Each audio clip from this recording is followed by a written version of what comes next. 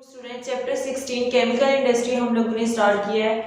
आज जो टॉपिक हम लोगों ने डिस्कस करना है वो केमिकल इंडस्ट्री के बारे में थोड़ा सा इंट्रोडक्शन और नेक्स्ट मेटलर्जिकल ऑपरेशन हम लोगों ने डिस्कस करने हैं। अब ये जो अगर हम लोग बात करें केमिकल इंडस्ट्रीज की या फिर सिंपली इंडस्ट्रीज की बात करें तो हम लोग कहते हैं कि आजकल का जो दौर जा रहा है, जो एज आजकल की, वो इंडस्ट्रियल सिविलाइजेशन होती जा रही है। क्या कैसे कि अगर हम लोग 5-10 साल पहले चले जाएं तो इतनी इंडस्ट्रीज नहीं थी एज कम्पेयर टू अगर हम आज के दौर की बात करें कि उन सालों में 10-15 साल अगर हम लोग पीछे चले जाएं तो तब इतनी इंडस्ट्रीज नहीं थी। लेकिन आजकल अगर हम लोग देखें तो पाकिस्तान में भी इतनी ज़्यादा इंडस्ट्रीज जो हैं वो आ गई हैं।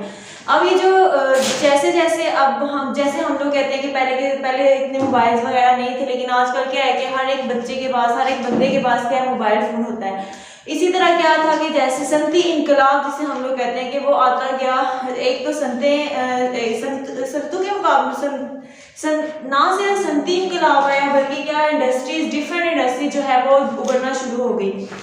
अब आस्ता आस्ता क्या होता गया कि ये जो केमिकल इंडस्ट्रीज की बात करें अगर हम लोग तो कहा केमिकल इंडस्ट्रीज किससे रिलेट कर रही थी, डिफरेंट केमिकल से रिलेट कर रही थी।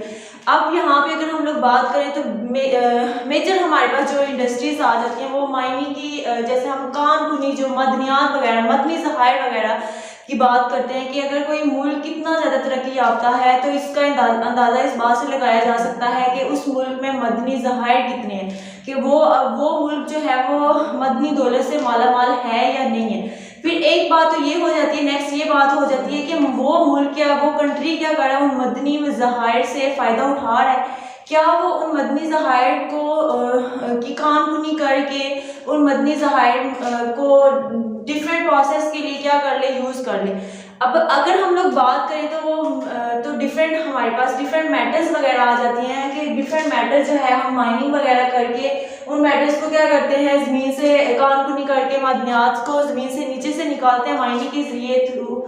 तो कौन कौन सी मेजर मेटल्स आ जाती हैं, तो हमारे पास आ जाती है जी एल्यूमिनियम की मेटल, इसके अलावा गोल्ड आ जाता है हमारे पास, इसके अलावा कॉपर मेटल आ जाता है कि डिफरेंट मेटल जो होती हैं ये इन्वॉल्व होती हैं। अब अगर हम पाकिस्तान की बात करें तो पाकिस्तान में मदनी, जैसा कि हमें पता है कि पाकिस्तान जो है कुदरती वसाइल मदनी दौलत से क्या है, मालामाल है।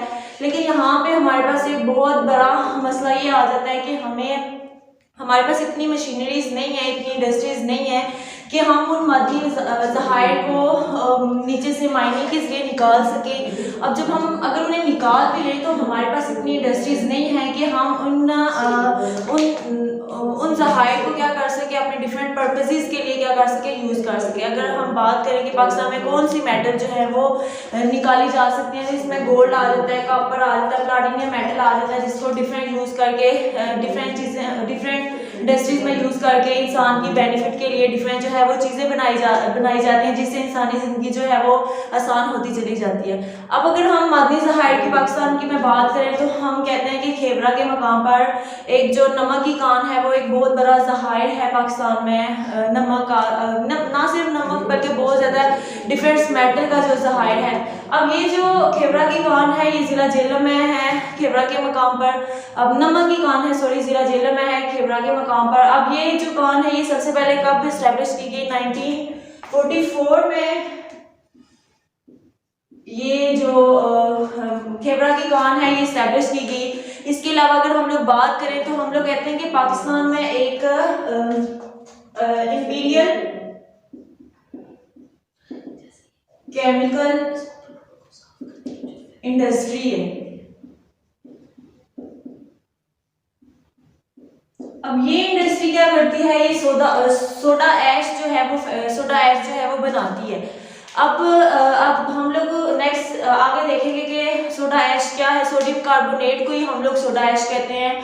और सोडा ऐश की जब हम लोग प्रिपरेशन करते हैं तो इसको हम लोग डिफरेंट पर्पसेस में यूज़ करते हैं। कहाँ पे यूज़ करते हैं हम लोग सोप्स में यूज़ करते हैं, डिटर्जेंट्स में यूज़ करते हैं।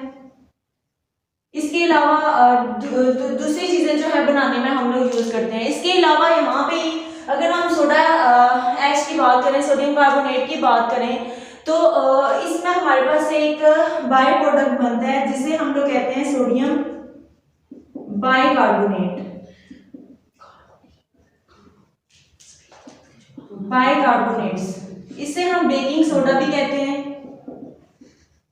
सोडा ऐश भी कहते हैं, सोडियम बाइकार्बोनेट भी कहते हैं, जिसका फार्मूला है जी NaHCO3, सोडियम बाइकार्बोनेट है। अब यहाँ पे ये है कि ये एज अ बाई प्रोडक्ट बनता है, बाई प्रोडक्ट मतलब एज अ हमारे पास बाई प्रोडक्ट बनता है, इंटरमीडिएट बनता है, जहाँ यहाँ पे हम लोग सोडियम कार्बोनेट की जब हम प्रिपरेशन करते हैं तो sodium bicarbonate as a intermediate बनता है। हम इसको भी सोल्व करके डिफरेंट जो चीज़ें हैं, डिफरेंट चीज़ों बनाने में ये यूज़ किया जाता है, यहाँ पे हम इसे भी बेच सकते हैं। इसके अलावा अगर हम लोग बात करें तो पाकिस्तान में यूरिया की इंडस्ट्री है,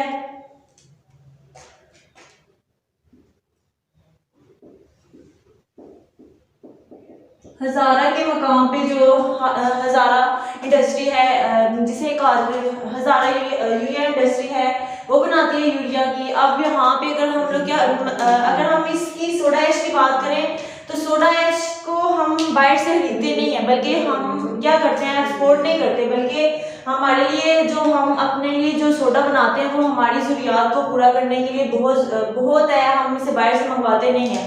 लेकिन अगर हम यूरिया की बात करें तो यूरिया को क्या करते हैं, एज अ फर्टिलाइजर के तौर पे यूज किया जाता है।